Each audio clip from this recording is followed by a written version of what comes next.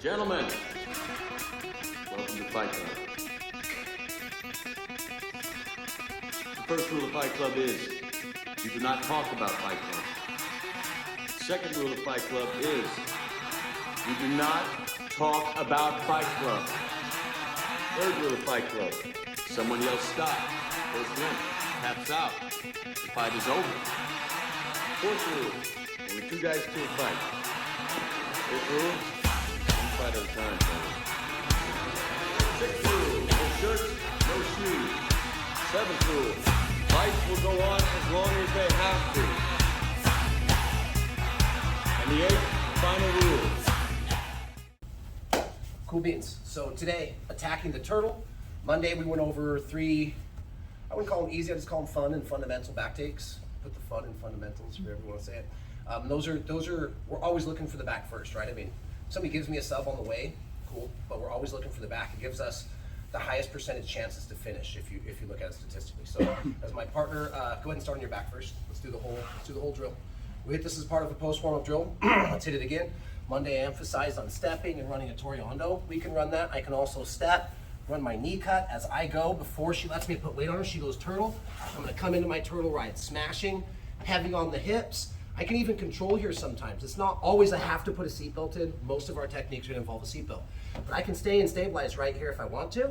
When I get to my turtle, that's when I can do things like this, or reverse seatbelt method, or I can slip the hand in the collar, come up, start to pull to look to set that far side hook. So those are some of the techniques that we covered on Monday. Wednesday, we're gonna focus on clock choke. Technically, the two variations we'll show is second and third part of technique. They're kind of clock choke variants. So let's start with the traditional clock choke. First thing I'm looking to do once I come in here, sometimes because they're hand fighting or my arms aren't long enough or their torso's big, I can't get a good connection. Maybe they tried to hook me and fat man roll me and I can't connect my arm as well. So what we're gonna do now is the same thing we just ran for our post warm-up drill. I'm gonna get the collar, and unlike detaching my hand to go for the hay wire, the hay bale here, all I'm gonna do is what we just practiced. I'm gonna grab the back of the collar, try not to get her hair. Grab the back of the collar, I'm gonna tug it up a little bit, and it's the same thing. I wanna make sure that my four fingers stay in as I start to come in deeper, and as I cross the front of her throat, my palm is gonna be by the ground. This lets my thumb develop and come across and grab the grip. So I'm here, I'm gonna come under her chin, and if her chin is tucked down, I'm just gonna use this kind of like a car key method. Chisel, and now I don't wanna just settle for collar. As always, my thumb is inside. I'm trying to get the back of my thumbnail as far around to touch the back of her spine as possible. So I'm gonna give the tug, circle under, I'm gonna get this. Now, quick note, with the wrist ride, I can do it with the wrist ride, but see how she still has use of her hand? She can do things like grab her own lapel and compromise my grip. So, as a bonus here, if we can remember, instead of just grabbing the wrist, I'm gonna C-clamp the metacarpals here. Now I'm controlling her whole arm and she can't use her wrist. So if we can get to this lockout on the hand, let's go ahead and try and do that, okay? If I have to get a wrist ride, that's fine. I'm not just grabbing her wrist, I'm trying to plant it to the ground and kind of turn her hand in where it can't defend her collar anymore. So whether I'm going traditional wrist ride or I'm able to get the C-clamp on the hand and control it, I'm not just leaving it here, I'm kind of turning her arm in, getting this. Now, if you notice the configuration of my legs, I've been in our turtle ride position. Here's where, without lifting my hips too far up, because that lets them maneuver, I'm gonna keep my weight on my opponent, and it's a clock choke. It's named that because the hands on the dial of a clock, a traditional clock, non-digital, is gonna circle around. That's the idea. She's the hour, I'm the minute, I'm gonna circle over. So once I pull the lapel, feet underneath, lock the hand and keep the hand out of it, I'm gonna stay low. Her shoulder right here, this is something I see all the time when I teach this lesson. People get their hips right up to the side and not on the shoulder. I wanna get my hips the front of the shoulder and on top of it. Like if this was the corner of a park bench, I wanna be sitting on it, okay? So once I get my collar, I get the hand, I trap the hand, I'm gonna stay low, and I'm just gonna start to, as I'm driving into her, I'm gonna cut my knee forward, and now I'm gonna start to get my hips in front. Here, if I took my hands away, see how I'm sitting in front and on top of her shoulder. I am not off to the side. This is a huge detail, okay? In the front, and I'm sitting on her shoulder. At the same time, it's like I'm Superman ripping my shirt open. This is gonna be pulling, and this is gonna be pulling away. So all that talk's gonna look like this. They go turtle, I stabilize. When I'm ready, I'm gonna pull, loop, feed, get the hand, push the hand away. Now I gotta stay low, get my hips on top of, the shoulder. Now my leg here is gonna kick through. As I'm pulling this back and I'm pushing and I'm sitting on her shoulder, I'm gonna come and I'm gonna keep running around the dial and pulling until I get that part. So here I am, boom.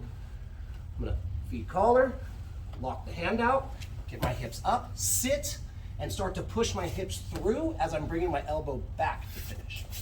We do it at a full speed, looks like this. I can't pull them. Here.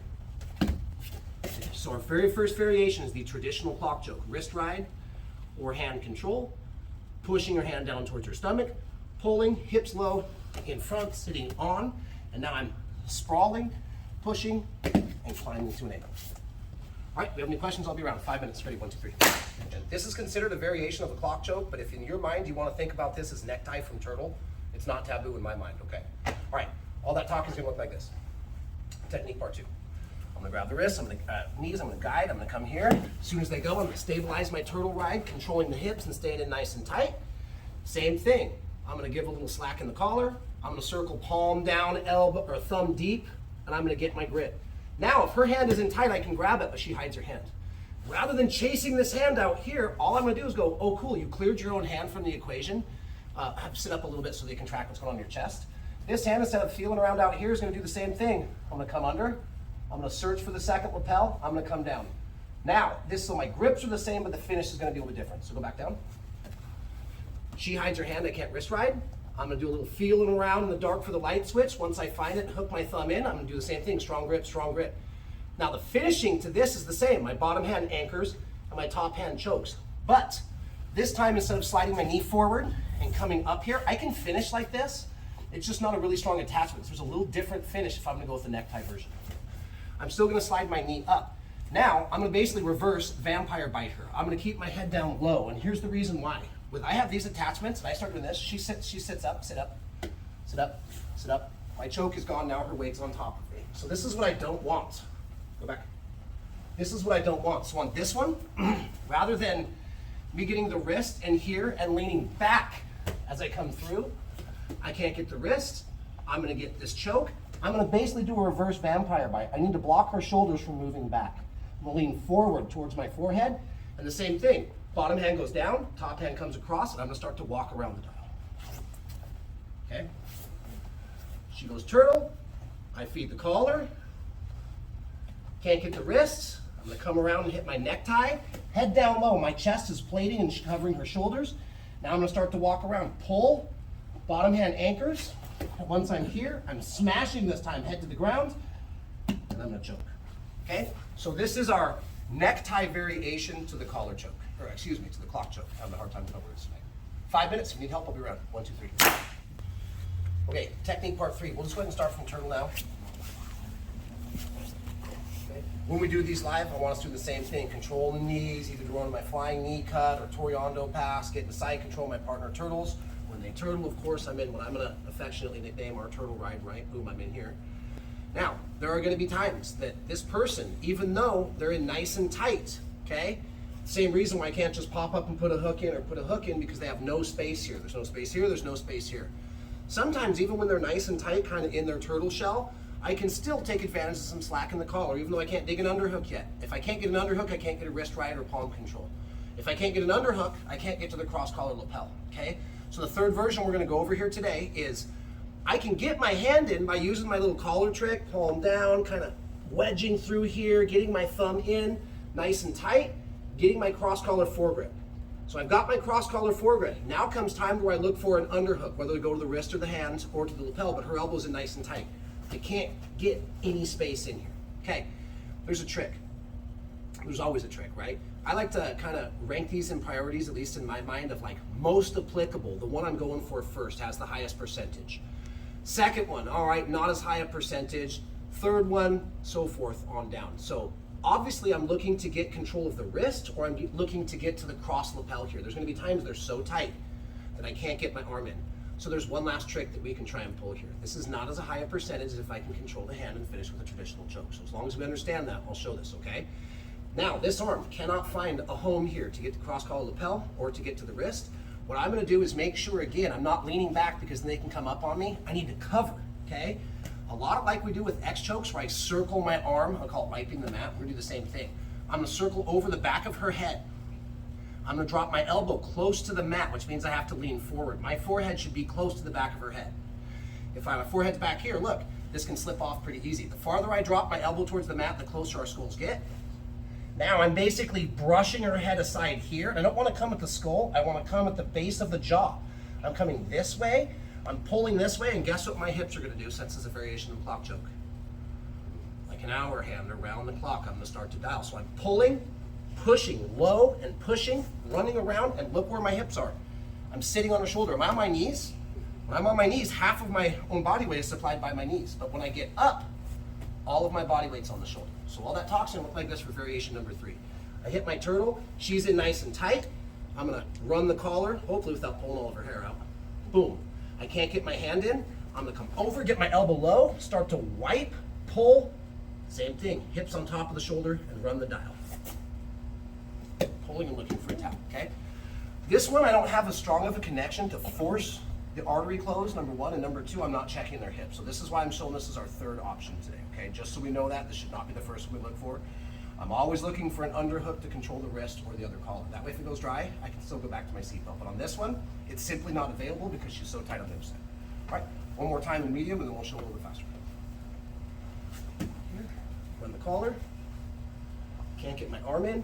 Over, low, I start to run the dial. Push, pull, choke. Last time. It can happen pretty quick, okay? And if that goes dry later, we can go into other stuff, but for sake of time today, we'll leave that for a later lesson. All right, 5 minutes, need my help. Round 1, 2, 3. Hey everybody, I'm Coach Chris, originally a top team black belt, here teaching out of Oregon City, Oregon.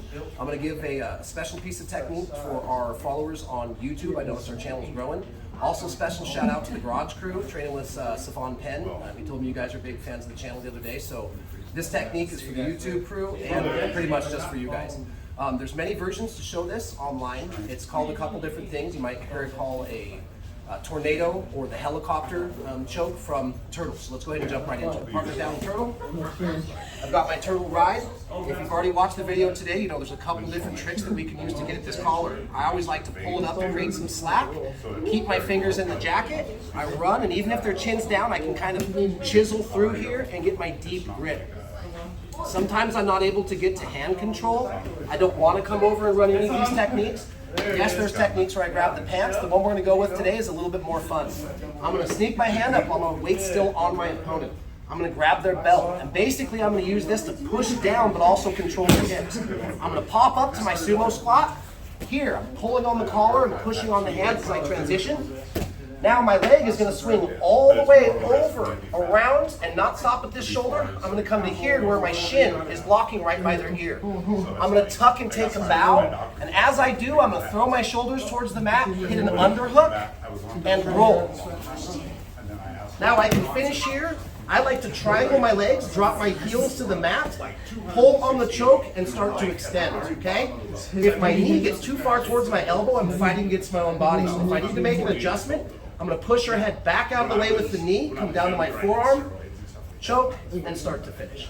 So one more time with a full speed. My partner's internal.